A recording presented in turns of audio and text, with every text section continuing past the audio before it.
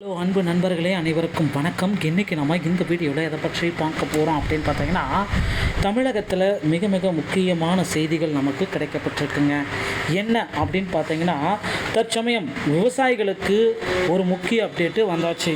So விவசாயிகளுடைய பயிர்க்கடன், நகைக்கடன், விவசாயிகளுடைய மகளிர் குழுக்களுடைய கடன்கள் அனைத்தும் முழுமையாக தள்ளுபடி செய்யிருக்காங்க. விவசாயத்திற்காக வாங்கப்படக்கூடிய கடன்கள் அனைத்துமே தற்சமயம் தள்ளுபடி செய்யிருக்காங்க. இந்த தள்ளுபடி யாருக்கெல்லாம் கிடைக்கும், எத்தனை பேருக்கு பர்டிகுலராக அந்த தள்ளுபடியை செய்ய போகிறாங்க, அரசனுடைய இந்த முடிவால் யாருக்கு என்ன பயன், இதை குறித்து இந்த வீடியோவில் முழுமையாக நம்ம பார்க்குறோம். ஸோ நம்முடைய சேனலில் முதல் முறையாக பார்க்குறீங்க அப்படின்னா மறக்காமல் ஒரு சப்ஸ்கிரைப் பெல்லை கிளிக் பண்ணி வச்சுக்கோங்க. வாங்க வீடியோக்குள்ளே போகலாம்.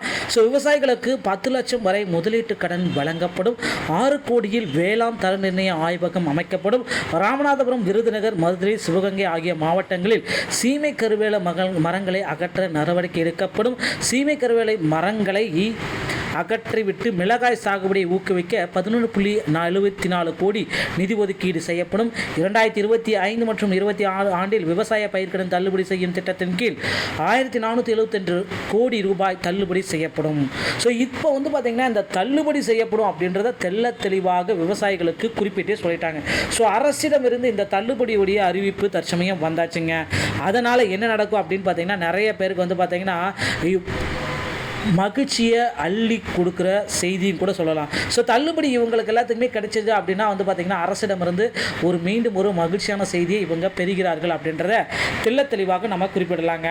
ஸோ கவலையே பட வேண்டாம் மக்களே, அரசிடமிருந்து இந்த தள்ளுபடிகளை நீங்கள் பெறணும் அப்படின்னு நினச்சிங்கன்னா நீங்கள் பார்த்திங்கன்னா கூட்டுறவு வங்கிகளில் கடன் பெற்றிருந்தால் மட்டும்தான் உங்களுக்கு இது கிடைக்கும். ஸோ கூட்டுறவு வங்கியில் அதுவும் 5 ஏக்கருக்கு குறைவாக இருக்கணும்.